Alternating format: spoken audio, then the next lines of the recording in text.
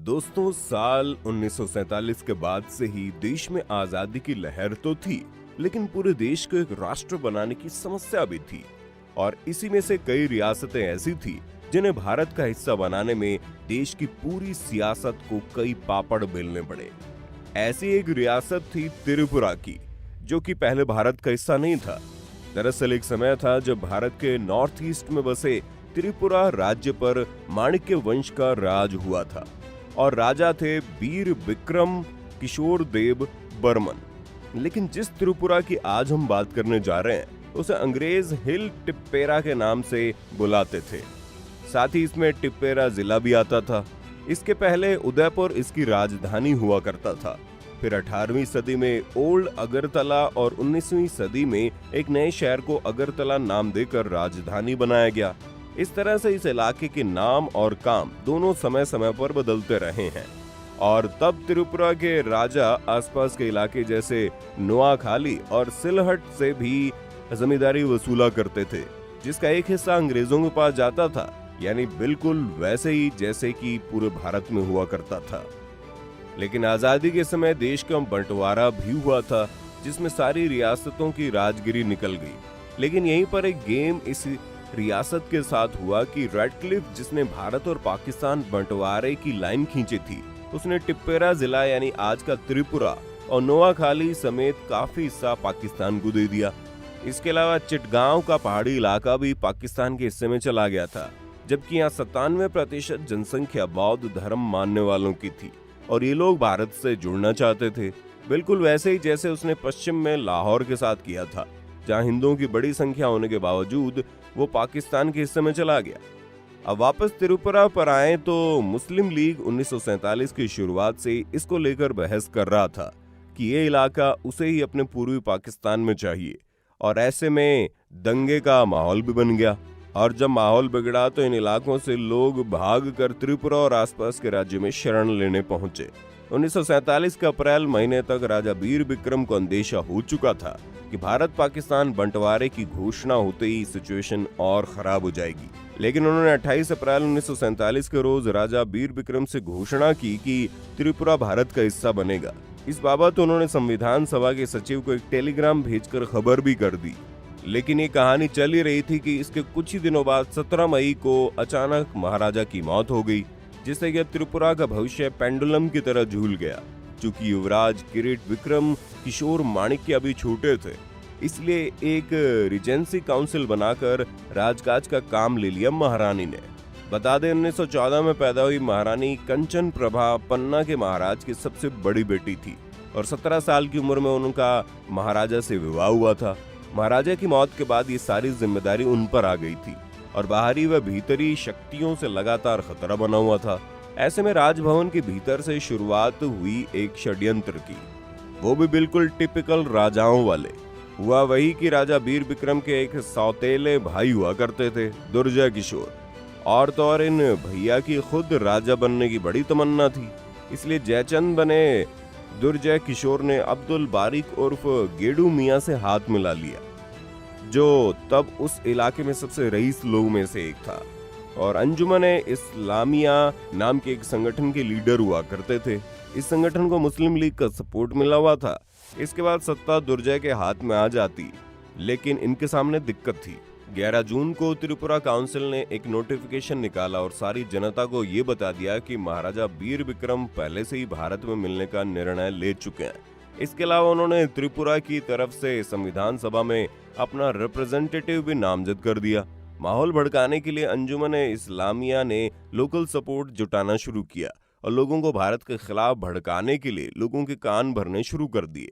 लेकिन इधर नई महारानी को इसकी खबर लग गई और फिर उन्होंने सख्त कदम उठाने शुरू कर दिए। लेकिन ऐसे कई मंत्री थे जो उस समय दुर्जय का सपोर्ट करते थे, तो उसके खिलाफ भी कार्रवाई करते हुए रानी ने ऐसे मंत्रियों का इस्तीफा लेकर कईयों को तो राज्य से बाहर भेज दिया और उनके राज्य में घुसने पर रोक लगा दी।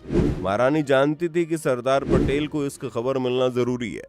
वो अपने पिता के साथ पहले भी पटेल से मिल चुकी थी। अक्टूबर महीने में उन्होंने बंगाल कांग्रेस कमेटी के जरिए सरदार पटेल को एक संदेश भिजवाया। पटेल तुरंत हरकत में आए और उन्होंने आसाम के गवर्नर अकबर हैदरी को खत लिखकर त्रिपुरा और मणिपुर के हालात पर नजर रखने को कहा और साथ ही महारानी को कुछ समय तक सुरक्षा के लिए शिलोंग में रखा गया और कुछ ही दिनों बाद एयरफोर्स की एक टुकड़ी त्रिपुरा के लिए रवाना हो गई। और दूसरी तरफ भारत सरकार की सलाह से 12 जनवरी 1948 को महारानी ने रीजेंसी काउंसिल भंग कर दी और वहां पर भारत सरकार से नेगोशिएट करने के लिए सेल्फ रिप्रेजेंटेटिव बन गई और इसके एक साल बाद तक स्थिति वैसी बनी रही, यानी कि इस रियासत का भारत सरकार में शामिल होने का नेगोशिएशन चलता रहा। महारानी ने त्रिपुरा में किसी भी तरह का कोई विद्रोह होने से बचाए रखा। वहीं पटेल ने तय किया कि त्रिपुरा में पाकिस्तान कश्मीर जैसी कोई हरकत न कर पाए। इसीलिए 9 सितंबर 1949 को त्रिपुरा मर्जर डॉक्यूमेंट पर दस्तखत हुए और 15 अक्टूबर 1949 को त्रिपुरा ऑफिशियल तौर पर भारत में विलय हो गया।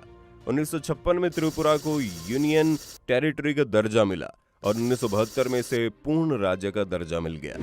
एक तरह से देखें तो साल 1971-72 का जहां भी जिक्र होता है वहां सिर्फ भारत पाकिस्तान की जंग या पूर्व प्रधानमंत्री इंदिरा गांधी का ही जिक्र मिलता है। साल 1971 को भारत के इतिहास में इस जंग और जंग में हमारी जीत के लिए याद किया जाता है। 1971 की जंग साल के आखिर में लड़ी गई थी और इस जंग के तुरंत बाद ही ऐसे देश में 3 राज्यों के विलय का काम किया गया जिसमें से एक त्रिपुरा भी था। बात अगर इसी में मणिपुर की करें तो मणिपुर का लंबा और शानदार इतिहास रहा है। कई राजाओं ने मणिपुर का शासन और मणिपुर की स्वतंत्रता 19वीं सदी के आरंभ तक बनी रही, लेकिन उसके बाद 7 साल बर्मी लोगों ने यहाँ पर कब्जा करके शासन किया। 1891 में मणिपुर ब्रिटिश शासन के अधीन आ गया और 1947 में बाकी के देश के साथ भी आजाद हुआ। 21 जनवरी 1972 को मणिपुर को पूर्ण राज्य का दर्जा मिला। दोस्तों, ये देश भारत के लिए बहुत जरूरी भी है। मणिपुर के पूर्व में म्यांमार, उत्तर में नागालैंड, पश्चिम में असम और मिजोरम तथा दक्षिण में म्यांमार और मिजोरम से घिरा हुआ है और इस राज्य के 9/10 भाग में पहाड़ियां हैं। यहाँ 70% आबादी इन पहाड़ों पर ही निर्भर करती है। मणिपुर के उखरुल जिले में सिरोड़ पर्वतमाला में सिरोड़ लिली पाई जाती है। विश्व में लिली फूल सिर्फ यहीं पाया जाता है, जो कि मणिपुर के लोगों की कमाई का जरिया भी है। दोस्तों, इसके बाद भी देश में कई राज्य ऐसे आए जो या तो देश का हिस्सा बने या किसी और राज्य से अलग होकर अपनी अलग पहचान बना पाए। जिसमें अगर साल 1975 की बात करें तो 1975 में देश ने अपने सबसे ज्यादा विवादित राज्य सिक्किम को अपने में शामिल कर लिया और आज कहा जाता है कि रॉ, जो एक वक्त में देश में अलग तरह की जासूसी काम के लिए बनाया गया था, उसे इंदिरा गांधी ने साफ साफ बोल दिया था कि उन्हें सिक्किम अपने कब्जे में चाहिए और ऐसा ही हुआ। 16 मई 1975 को ये राज्य भारतीय संघ का हिस्सा बना था। It's not easy to find Sikkim on the map unless one knows where to look for it. इसके बाद साल आता है 1987 और इस साल भारत में शामिल होता है गोवा। लेकिन आपको जानकर हैरानी होगी कि ये राज्य ना तो किसी राजा के अंडर में था, ना ही किसी ब्रिटिशर्स ने कंट्रोल किया हुआ था, बल्कि इस पर पुर्तगालियों ने अपना कब्जा जमा रखा था। 1961 में भारतीय सेना ने इसे मुक्त कराया और इसे यूनियन टेरिटरी बनाया। इसके साथ ही दमन और दीव को भी इंडिपेंडेंट करा लिया गया। 30 मई 1987 को इसे पूर्ण राज्य घोषित कर दिया गया। Panjim and the little colony of which it is the capital have been Portuguese for 450 years. Now it is part of the Republic of India after just about the easiest conquest on record. और ये भारत में बतौर राज्य शामिल हो गया। 1972 में अरुणाचल प्रदेश को भी देश में शामिल करके केंद्र शासित प्रदेश बनाया गया। 1987 में इसे पूर्ण राज्य बनाया गया और ईटानगर को इसकी राजधानी घोषित की गई। 1987 में मिजोरम को पूर्ण राज्य का दर्जा दिया गया। इसके पहले ही असम का एक जिला था। 1972 में इसे केंद्र शासित प्रदेश बनाया गया था। यानी अगर आप एक तरह से देखें तो पूर्वोत्तर के बहुत से राज्यों को भारतीय संघ में मिलाने के लिए तो काम इंदिरा गांधी ने किया था, वो शायद किसी ने नहीं किया।